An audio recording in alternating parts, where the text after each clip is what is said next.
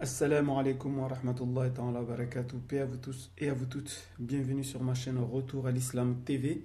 Bienvenue dans cette nouvelle vidéo. Une vidéo qui va être courte, en tout cas je l'espère.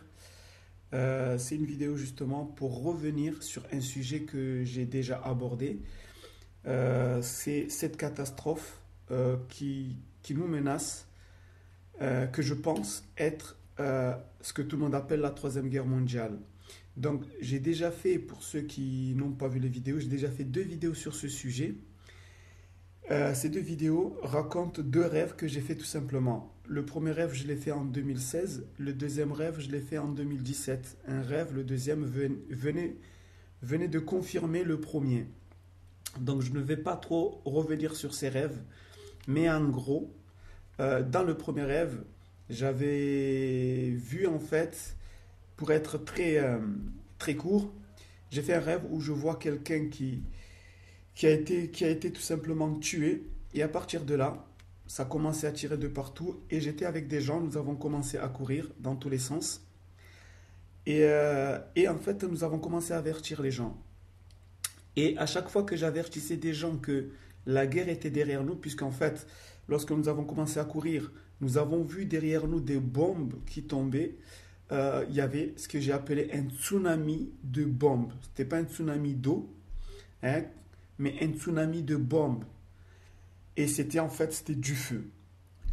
Et à chaque fois que j'avertissais des gens, et bien à chaque fois que j'ai dépassé ces gens-là, je me retournais, je voyais des bombes qui tombaient sur eux, etc., etc. Ça, c'est le premier rêve. Donc, je mettrai les liens de ces deux rêves pour ceux qui veulent connaître les détails. Et ce rêve-là, je l'avais fait en 2016. Et ensuite, le temps est passé. J'avais un peu oublié le rêve jusqu'en février 2017, où là, je vais faire un deuxième rêve. Je vais être très court aussi, je ne vais pas rentrer dans les détails, où au début, je vois un match de foot de l'équipe de France, je me rappelle. D'ailleurs, le joueur que j'ai vu exactement, c'était un joueur qui s'appelle Kanté. Bon, ça, ce détail-là, je ne l'avais pas donné, car je pense que ce n'est pas un détail qui est important. Mais ce qui était important, c'est le fait que dès le début du rêve, j'ai vu ce match professionnel et tout d'un coup, je me suis retrouvé dans un endroit et devant moi, il y avait un livre. Et ce livre a commencé les pages de ce livre ont commencé à tourner, etc. Et tout d'un coup, ça s'est arrêté. Et en fait, j'ai vu que cette catastrophe que j'avais vue dans le premier rêve, eh bien, a été écrite. Et je comprends en fait qu'on essaie de me faire comprendre que cette catastrophe-là a été écrite, a été actée et que cela va arriver. Et tout d'un coup, je vais entendre une voix qui va me dire, tu fais partie des avertisseurs. Donc après, j'ai compris qu'en fait, je devais tout simplement avertir les gens en racontant mon rêve. Donc en gros, ça, ce sont les deux rêves que j'ai fait, que j'ai racontés en 2016 puis en 2017, concernant cette catastrophe qui arrive, que moi je pense être tout simplement ce que tout le monde appelle la Troisième Guerre mondiale. Et pourquoi je fais cette vidéo? Je fais cette vidéo pour, encore une fois, confirmer que cette catastrophe-là viendra. Alors pourquoi? Est-ce que j'ai fait un autre rêve? Non, je n'ai pas fait un autre rêve, mais quelque chose de, en tout cas pour moi, de beaucoup plus important qu'un rêve euh, est arrivé en début janvier 2018. Et ce qui est arrivé va me confirmer encore une fois que mes rêves étaient bien des rêves véridiques et que cette catastrophe viendra, qu'on le veuille ou pas. Et ça, c'est ce que j'ai envie de vous raconter dans cette vidéo, puisque déjà j'avais fait la promesse de vous faire cette troisième vidéo pour traiter ce sujet, mais surtout, et c'est ça ce qui est important, c'est que ce qui va m'arriver en fait en début janvier 2018, j'avais promis à Allah de continuer à vous parler de cette catastrophe. Alors pourquoi, d'où vient cette promesse? Pourquoi j'ai fait cette promesse? Je vais revenir début janvier 2018. Je venais tout simplement de faire ma prière de subh, la prière du matin. Et comme d'habitude, quand j'ai fini le plus souvent en tout cas, ma prière de subh, je rentre chez moi. Eh bien, souvent j'ai un livre que je lis un peu, par exemple pendant 10 minutes, etc. Et début janvier, le livre que je lisais, c'était un livre qui traite des compagnons. C'est-à-dire, ça raconte la conversion à l'islam des compagnons. Parce Il faut bien comprendre que beaucoup de compagnons se sont convertis. Ce sont des convertis, les compagnons. D'ailleurs, d'accord? C'est-à-dire, tous les compagnons ne sont pas nés musulmans. Au contraire, les premiers compagnons, ce sont des gens, en tout cas, la majorité d'entre eux sont des gens qui se sont convertis à l'islam. Donc, en fait, c'est un livre qui traite de ce sujet-là. Donc, ils ont choisi des compagnons et ils racontent leurs histoires. Et ce matin-là, justement, je devais lire, puisqu'à chaque fois que je m'arrête sur une histoire, eh bien, je mets un marque-page, je mets un petit papier pour que je puisse continuer le lendemain, là où je me suis arrêté. Et ce matin-là, subhanallah, je devais lire l'histoire en fait d'un compagnon qui s'appelle Zayd ibn Thabit. Voilà, c'est l'histoire que je devais lire ce matin-là. Mais tout d'un coup, en fait, je vais commencer à penser à mes vidéos, c'est-à-dire la première vidéo que j'ai faite sur cette troisième guerre mondiale et la deuxième vidéo. Et tout d'un coup, je vais commencer un peu à être un peu confus parce que je vais en fait tout simplement vouloir effacer ces vidéos. Alors pourquoi j'ai voulu effacer ces vidéos?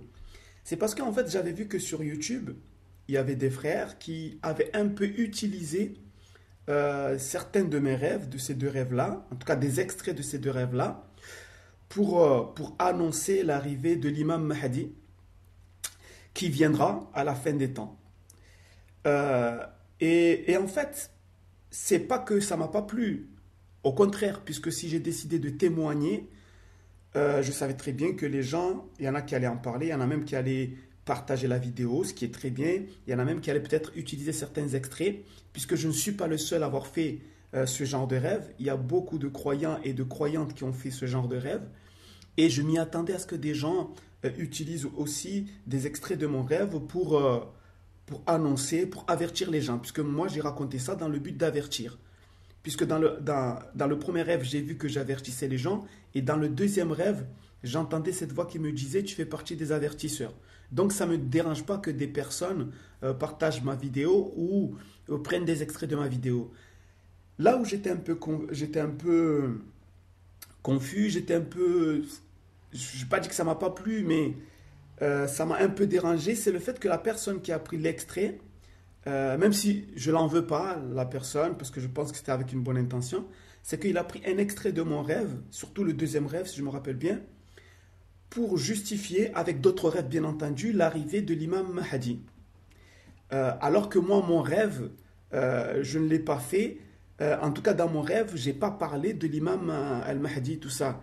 Moi, mon rêve parlait de cette catastrophe qui va arriver, de ce que tout le monde, en tout cas ce que je pense, de l'arrivée de la Troisième Guerre mondiale. Donc, mes deux rêves étaient concentrés sur ça. Il n'était pas question de l'imam al-Mahdi, il n'était pas question d'autre chose, de Al-Dajjal, etc. Ça n'avait rien à voir. Donc c'est ça un peu qui m'a un peu dérangé, même si, voilà, j'en veux pas à la personne. Et quand j'ai vu ça, en fait, je commence à me dire, au fond de moi, j'espère que je ne suis pas en train d'induire les gens en erreur. Parce que s'il y a quelque chose que je déteste vraiment, c'est d'égarer les gens ou bien de les pousser à paniquer pour rien. C'est pour ça que parmi tous les rêves que j'ai faits, j'ai décidé de raconter que ces deux rêves-là. Mais des rêves qui parlent de guerre, qui parlent de toutes ces choses-là, j'en ai fait beaucoup. J'en ai fait beaucoup. Mais voilà, mais c'est pas parce que je fais un rêve sur une guerre que automatiquement je veux dire que ce rêve-là, il est vrai. Ces deux rêves-là que j'ai racontés, si je les ai racontés, c'est parce que le contexte était puissant. Et donc ce matin-là, pour revenir, j'ai commencé un peu à me dire, j'espère que je ne suis pas en train d'induire les gens en erreur. Et sincèrement, c'est pas que j'avais peur, mais j'aime pas. En fait, je répugne cela. J'aime pas égarer les gens. Je me dis, si un jour je dois rencontrer Allah, autant le rencontrer qu'avec mes propres péchés. Parce que là, Allah, ou il me pardonne, ou il me punit. Mais en tout cas, il ne faut pas que j'ai des comptes à rendre des choses graves. C'est-à-dire, par exemple, égarer les gens, induire les gens en erreur, etc. Parce que là, c'est pas la même chose. Hein? Le fait d'être une cause de l'égarement des gens, ça c'est pire. Et c'est ça en fait ce que j'avais peur. Quand j'ai vu ce frère-là utiliser mes propos pour justifier Imam al-Mahdi, tout ça, je me suis dit, là, ça va un peu loin. Moi, mon rêve ne parlait que, tout simplement que de guerre. Hein? Que de guerre, que de catastrophe. Ça ne parle pas de l'arrivée d'Al-Dajjal, d'Imam al-Mahdi, etc. Mais bon, même si tous ces événements-là peuvent peuvent se succéder, etc. Bref, et là, je me rappelle, avant de commencer à lire l'histoire de Zayd ibn Thabit, j'ai fermé les yeux et au fond de moi, je commençais à faire doua, une invocation. Je commençais, et dans l'invocation, en gros, je demandais à Allah, Ya Allah, si mes rêves, les deux rêves que j'ai racontés sont faux, ça ne veut pas dire que je doutais de mes rêves, encore une fois. Je n'ai aucun doute jusqu'à aujourd'hui. Je sais que ces rêves-là sont des rêves vrais, qui sont puissants. Mais quand même, je me suis dit, je vais demander, encore une fois, à Allah de m'aider. Et dans le doigt, je disais, en gros, si mes rêves sont faux, fais-moi le savoir. Fais-moi le savoir parce que j'enlèverai les vidéos. J'enlèverai les vidéos et je ne parlerai plus de cette catastrophe. Je ne parlerai plus de cette vidéo. Quitte même à faire une troisième vidéo pour dire aux gens de m'excuser, de les avoir induits en erreur ou de leur avoir raconté un rêve que finalement, voilà, n'est pas un rêve prémonitoire. Donc, en tout cas, c'est dans le sens. Je ne me rappelle pas exactement les mots que j'utilisais puisque je ne parlais pas en fait. C'était en fait une invocation que je faisais intérieurement. J'ai fermé les yeux, donc j'ai invoqué Dieu intérieurement. Donc, je disais, voilà, s'ils sont faux, eh bien, ya Allah, fais-moi le savoir parce que je n'ai pas envie d'induire les gens en erreur. Je n'ai pas envie de participer à ça. Je sais que tout le monde parle de la Troisième Guerre mondiale. Chacun sort des arguments. Ya Allah, je n'ai pas envie de rentrer dans ça. Si j'ai raconté ces deux rêves, c'est parce que j'ai senti que ces rêves-là étaient importants, d'autant plus que dans ces rêves-là, comme je l'ai dit tout à l'heure, dans le premier, j'avertissais les gens et dans le deuxième, j'entends cette fois qu'il me dit, tu fais partie des avertisseurs. Mais je n'ai pas envie de m'amuser à faire peur aux gens ou à leur raconter des bêtises. Et là, voilà, je vais faire cette intention-là, cette invocation-là. Voilà, s'ils sont faux, fais-moi le savoir et j'effacerai ces vidéos. Par contre, et c'est là où je vais faire une promesse à Allah. Par contre, si ces rêves-là sont des vrais rêves, des rêves qui viennent de toi, des rêves prémonitoires, Ya Allah, alors montre-moi-le d'une façon claire et je promets de faire une vidéo pour avertir encore une fois les gens. En tout cas, j'en parlerai encore. Voilà, ça c'était un peu le sens de mon invocation. Et là, lorsque j'ai fini, sincèrement, je ne pensais pas, Wallahi al-azim, subhanallah, je ne pensais pas que Allah allait me répondre tout de suite. Et c'est ça ce qui va être incroyable. Je ne le pensais pas. Je me suis dit que peut-être un jour où je ferai un autre rêve ou quelqu'un, je ne sais pas. Mais je me suis dit que Allah il est puissant. D'une manière ou d'une autre, lorsqu'on demande quelque chose à Allah, Allah nous répond. Et moi, alhamdulillah, souvent j'ai fait des invocations et Allah m'a répondu. Et cela fait partie des bienfaits d'Allah. Et je remercie Allah, tabaraka wa ta'ala. Et là, voilà, j'ai fait cette invocation. Et lorsque j'ai fini l'invocation, j'ai ouvert les yeux en fait. Et j'ai repris mon livre. Donc, écoutez bien parce que un truc incroyable va se passer. Qui va tout simplement confirmer que mes rêves étaient vraiment véridiques. Donc, je reviens sur l'histoire du compagnon que je devais lire, c'est Zayd ibn Thabit. Mais lorsque j'ai repris le livre et que j'ai eu envie de commencer l'histoire de Zayd ibn Thabit, tout d'un coup, l'envie de lire a complètement disparu en moi. J'avais plus envie de lire. Mais un truc incroyable va arriver, c'est que je vais en même temps avoir l'impression que j'avais déjà lu l'histoire de ce compagnon. Et pourtant, je savais très bien que le marque-page, le petit papier que j'avais mis, était bien à l'histoire de Zayd ibn Thabit. C'était l'histoire que je devais lire. Je ne l'avais pas encore lue. Et pourtant, j'ai eu cette impression. C'était la première fois depuis que j'ai commencé ce livre que je vais avoir cette impression d'avoir déjà lu l'histoire d'un compagnon dans ce livre-là. Parce que le livre, je ne l'avais pas encore fini. C'était la première fois que j'avais cette impression-là. Donc, j'ai trouvé ça un peu bizarre. Mais pour l'instant, j'ai complètement oublié l'invocation que j'avais faite. Puisque pour moi, sûrement Allah allait me répondre, mais peut-être quelques jours après, ou des semaines après, ou un mois après, mais je savais que Allah, lorsqu'on lui demande, il nous répond. Il faut avoir la certitude, et ça c'est quelque chose vraiment que j'ai envie de partager avec vous les frères et sœurs. Wallah, croyez vraiment que lorsque vous demandez à Allah avec sincérité, Allah va vous répondre. Donc je vais avoir cette impression bizarre d'avoir déjà lu cette histoire, et même l'envie de lire l'histoire m'est sortie du cœur.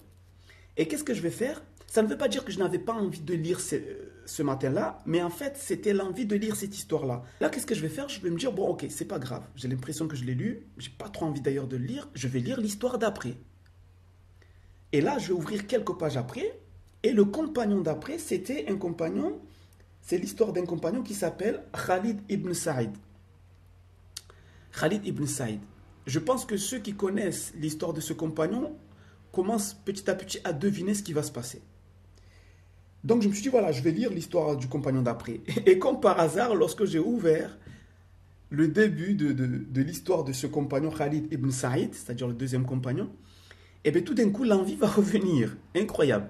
L'envie de lire va revenir. Et là, je vais commencer à lire l'histoire de Khalid ibn Saïd. Et subhanallah, quelque chose va se passer.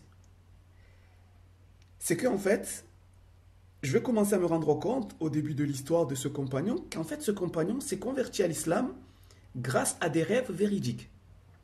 Écoutez bien parce que c'est vraiment incroyable ce qui va se passer.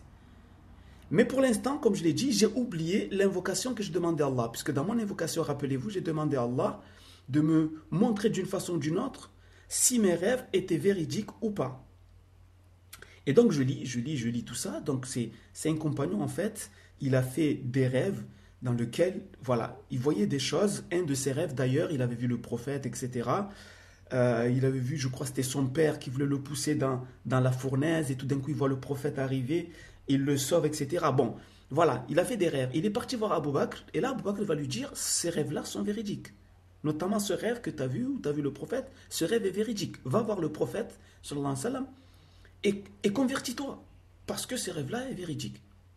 Et ce compagnon va se convertir à l'islam grâce à ses rêves véridiques. Mais pour l'instant, j'ai complètement oublié l'invocation que j'avais faite.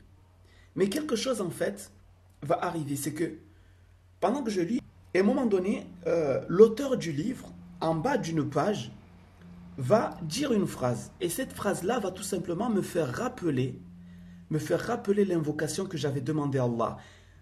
C'est qu'en bas d'une page, texto, l'auteur va marquer ceci.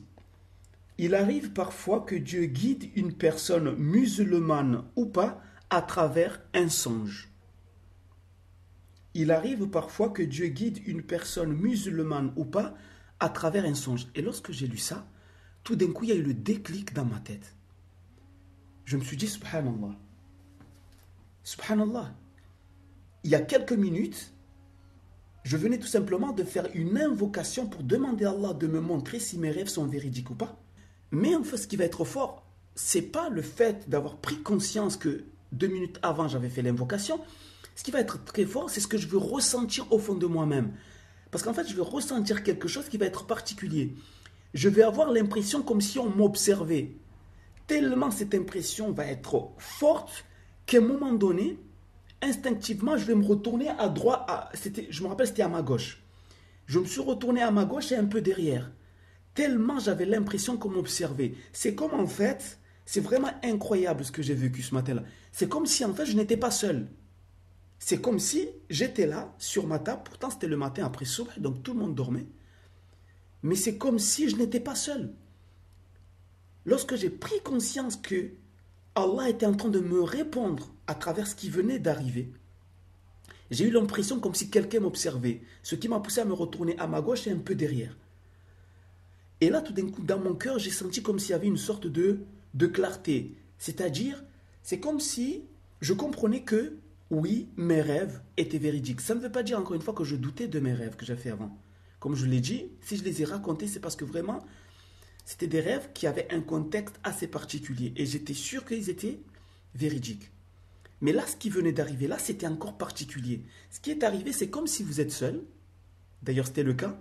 Et que tout d'un coup, imaginez, vous pensez, vous avez faim et que vous pensez à un gâteau. Vous dites, franchement, maintenant, j'aimerais manger un gâteau. Et vous commencez à détailler le gâteau. Et dès que vous avez fini de détailler le gâteau, vous entendez quelqu'un qui rentre dans votre appartement, qui tape à la porte et qui dit, voilà, je vous apporte ce gâteau, le gâteau que vous avez demandé. C'est exactement ce que j'ai ressenti.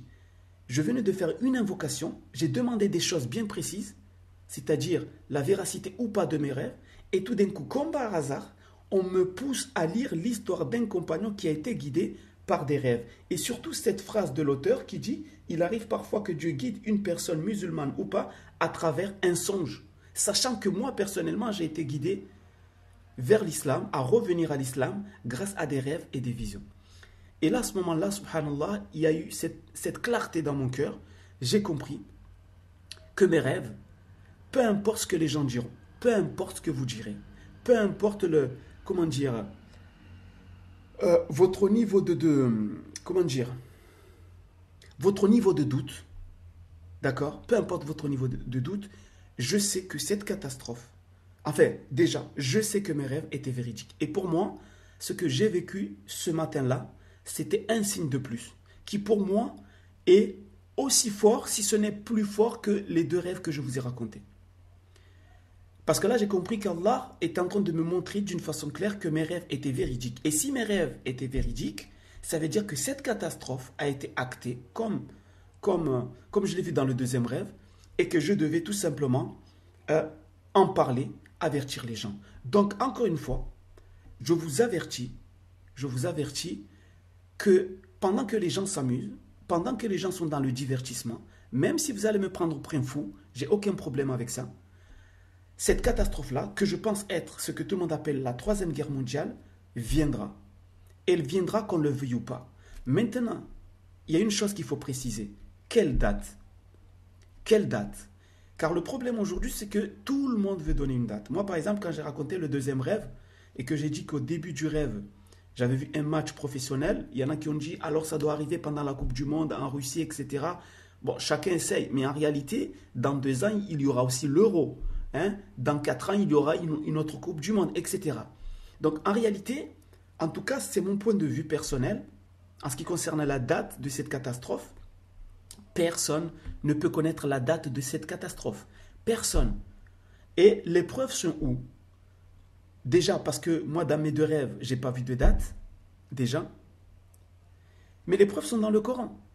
Allah nous a raconté plusieurs fois les histoires de certains prophètes. Prenons l'exemple de l'histoire de Noé. Nuh alayhi salam. Le prophète Noé, on lui a demandé d'avertir son peuple. Car il risquait un grand danger s'il ne croyait pas, etc. Noé a averti son peuple. Et le moment où Dieu a dit à Noé, tout ça c'est dans le Coran, il a dit à Noé de construire l'arche, eh bien les gens comment dire, son peuple, il y a eu des gens dans son peuple qui venaient et qui rigolaient. Et qui disaient, Noé, c'est quand cette catastrophe? Et Noé leur faisait comprendre que lui, il n'était pas capable de leur dire quand. Parce que lui, il a été envoyé tout simplement pour dire aux gens, voilà, il y a une catastrophe qui vous attend, croyez en Dieu, suivez-moi tout simplement. Alors attention que ça soit clair. Ça ne veut pas dire que ceux qui font des rêves aujourd'hui sont des prophètes. D'accord? Moi, je ne suis pas un prophète, je suis un simple croyant. Je ne suis ni un imam, ni un shir, ni un savant. Je ne suis pas là pour vous apprendre l'islam. Celui qui veut apprendre l'islam, il s'assoit avec des savants. D'accord? Des savants qui connaissent l'islam. Moi, je suis là pour vous raconter tout simplement ce rêve-là. Tout simplement. Donc, je ne suis pas savant, je ne suis pas prophète, etc. Et tous ceux qui font des rêves sur ça, ce ne sont pas des prophètes. Parce que dans le 2e rêve, il y a eu cette voix qui dit « Tu fais partie des avertisseurs ». Un avertisseur, ce n'est pas forcément un prophète. Et ça, je peux vous donner des exemples dans le Coran. Dans Sourate Yassine, d'accord, Dieu nous raconte l'histoire de cet homme qui est venu de loin et qui a dit aux gens, qui a conseillé à son peuple de suivre les prophètes.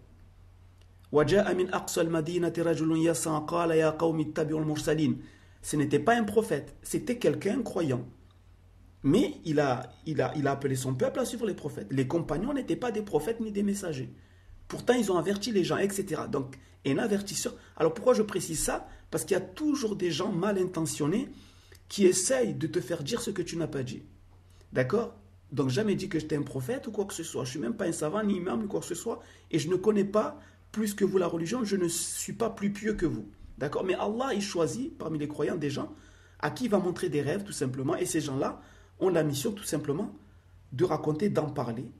Donc, Noé ne savait pas quand est-ce que ça allait arriver. C'est au dernier moment que Dieu a dit à Noé, maintenant tu vas monter dans l'arche avec les croyants et les animaux, etc. et tous les autres vont être détruits. Et c'est exactement ce qui s'est passé avec d'autres prophètes. Donc vous voyez que les prophètes eux-mêmes, pourtant c'est des prophètes, ils ne pouvaient pas deviner le jour de la catastrophe. Donc nous, en tant que simples croyants, bien que Allah peut nous montrer des rêves, des signes, on ne pourra jamais deviner quand est-ce. Et pourtant aujourd'hui, il y a des gens qui vont te dire oui, c'est cet été, c'est l'été prochain, c'est telle date. Ça peut être demain, comme ça peut être dans 10 ans, comme ça peut être dans 15 ans, dans 20 ans. Mais ce qui est sûr, c'est que cela viendra. Ça, il n'y a aucun problème. Pendant que les gens s'amusent, eh bien, il y a une catastrophe qui vient derrière nous. Et en fait, j'ai compris aussi dans ces deux rêves, lorsqu'on m'a dit, lorsque j'ai vu dans le premier rêve en train d'avertir, et dans le deuxième rêve, que je devais tout simplement, que je faisais partie de ceux qui doivent avertir, j'ai compris qu'en fait, l'avertissement doit être large aussi. C'est-à-dire à la fois peut-être pas, c'est pas peut-être, à la fois parler de ce que j'ai vu, mais aussi avertir les gens, leur dire la solution. Parce que la solution, elle est très importante. Leur dire que vous devez revenir vers Allah.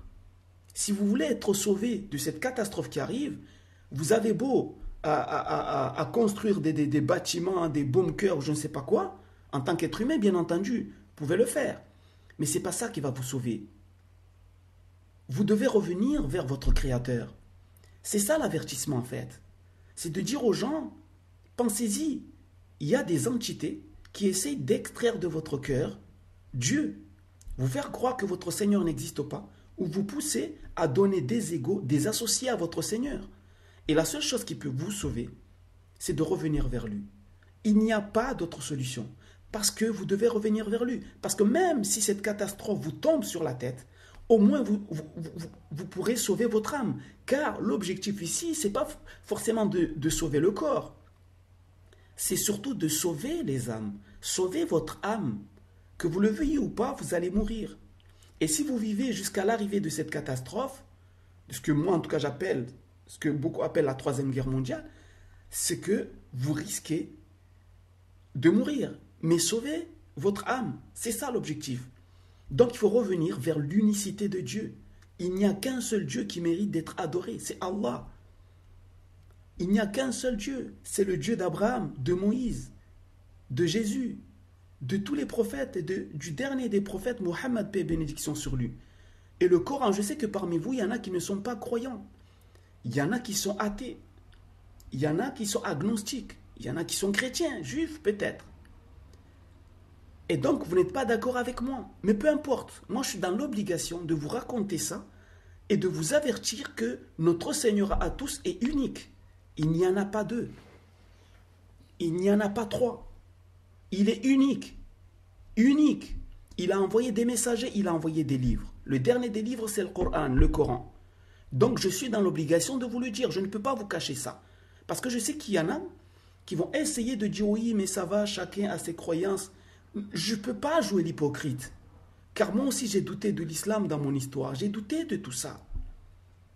Mais aujourd'hui, j'ai compris que notre Seigneur est unique.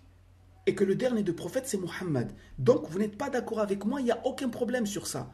Mais comprenez-moi, je suis dans l'obligation de ne pas jouer les hypocrites. De ne pas vous dire, adorez Dieu comme vous voulez, donnez-lui un fils, donnez-lui des associés, adorez un arbre ou quoi que ce soit, parce que je vais être un humaniste. Je suis un croyant qui croit en un Dieu unique.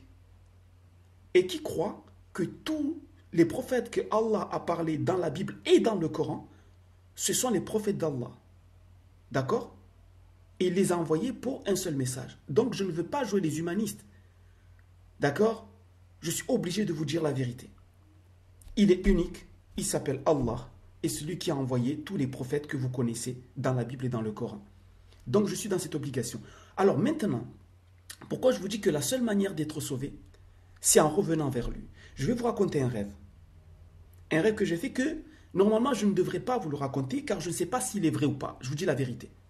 Mais à la fin de ce rêve, il y a quelque chose d'exceptionnel qui va se passer. C'est pour ça que je vous raconte ce rêve. Et cette chose-là qui va se passer me pousse à croire encore plus, même si je n'avais pas besoin de ça, pour croire que la seule chose qui nous est demandée maintenant que nous savons que cette catastrophe va arriver, c'est de revenir vers Dieu et que seul Dieu peut nous sauver. C'est ni votre force, ni votre État, ni votre président, ni votre intelligence, ni quoi que ce soit qui vous sauvera. Le seul qui peut vous sauver, c'est Allah. Alors c'est quoi ce rêve? En fait, j'ai déjà fait un rêve. Et encore une fois, je ne sais pas s'il est vrai. Il peut être faux. Mais c'est la fin du rêve qui est vraiment particulier. En fait, j'ai fait un rêve. Je me suis vu dans le quartier dans lequel je vis. Et là, j'ai vu comme s'il y avait, je ne sais pas si c'était une guerre civile, je ne sais pas si c'était une catastrophe naturelle qui est arrivée, mais en tout cas, c'était le chaos. Et dans ce chaos-là, je me vois en train d'appeler mes amis, mes potes. Je leur disais, venez avec moi, on va se cacher. En tout cas, je les appelais. Je disais, venez, suivez-moi, suivez-moi. Car en fait, ce qui s'est passé, c'est un peu ce qui s'est passé dans une île, là, il n'y a pas très longtemps, où il y a eu une catastrophe naturelle, et les gens se sont retrouvés seuls. J'ai oublié l'île où ça s'est passé. Ça s'est passé, je crois, il y a quelques mois. Et il y a eu des groupes qui se formaient, qui rentraient dans les maisons, qui pillaient, etc. Et bien, c'était un peu ce chaos-là. C'est-à-dire des groupes se sont formés, etc. Et que chacun devait se battre pour survivre. Et là, j'appelle mes amis, mes potes, les gens que je connaissais, je leur disais, suivez-moi. Mais personne ne m'a suivi. Alors, je me vois partir tout seul. Je monte dans un petit bâtiment qui est dans mon quartier. Je crois qu'il n'y a que 3 étages à peu près, 3 ou 4, pour aller me cacher. Étant donné que mes amis n'ont pas voulu venir avec moi. Je me suis retrouvé seul. Et pour échapper à tout ce chaos, à tous ces bandits qui faisaient la loi, donc je monte dans ce petit bâtiment, je ne sais pas à quel étage j'étais, mais lorsque je suis monté, je me suis rendu compte qu'en fait les fenêtres étaient éclatées. Même dans ce petit bâtiment-là, on ne pouvait pas se cacher. On ne pouvait pas se cacher. Et là, je me rappelle, et c'est ça ce qui va être important, même si le rêve peut-être n'est pas vrai, je me suis appuyé sur un mur, et là, je vais commencer à invoquer Allah. Et subhanallah, dans ce rêve, je vais voir qu'en fait, lorsque je vais invoquer Dieu, Allah, tout d'un coup, Allah va me rendre invisible. Et là, je vais voir les groupes passer devant moi, faire des allées, et ils vont faire des allers-retours, mais il n'y a personne qui va me voir. C'est-à-dire, j'ai compris que lorsque j'ai invoqué Allah, Allah m'a protégé de ces groupes-là, et j'étais seul. Et là, je vais remercier Allah, et là, je vais me réveiller. Donc, encore une fois, ce rêve, je ne sais pas s'il est vrai. Mais cela me pousse à vous dire que si demain quelque chose, en tout cas, c'est pas si, ça va arriver. Après, je ne sais pas si nous, on sera vivants pour voir cette catastrophe. Mais si ça arrive, celui qui est le mieux à même de nous protéger, c'est Allah. C'est pas ton bon cœur. C'est pas ceci ou cela. C'est Allah. Et Allah peut nous protéger de différentes manières. Ça ne veut pas dire qu'il ne faut pas se préparer en tant qu'être humain. Si, il faut se préparer quand même. Mais il faut revenir surtout vers Allah. Ça, c'est la première chose qu'il faut faire. Donc voilà. Désolé, parce que la vidéo elle est un peu longue. J'avais décidé de faire une vidéo très courte, mais je voulais vous expliquer en détail un peu pourquoi je vous dis que cette catastrophe va venir et que mes 2 rêves que j'ai fait avant étaient véridiques. Donc, c'était la promesse que j'avais fait aux internautes qui me suivent, parce que je leur avais dit que j'allais leur raconter justement ce qui s'est passé, qui prouve que cette catastrophe viendra, cette 3e guerre mondiale, ce que moi j'appelle en tout cas 3e guerre mondiale, et en même temps, comme je l'ai dit tout à l'heure, j'avais promis à Allah de vous en parler, de vous avertir, et voilà, je l'ai fait. Maintenant, pour finir, ça sera ma conclusion, peu importe ce que j'ai vu, peu importe ce qui va se passer ou pas, Allah seul est plus savant. Allah seul est plus savant. La date de cette catastrophe, seul Allah la connaît. Voilà, donc Allah a'lam, seul Allah est plus savant. Sur ce, je vous dis assalamu alaikum, paix à vous tous et à vous toutes. Et je vous donne rendez-vous dans une prochaine vidéo.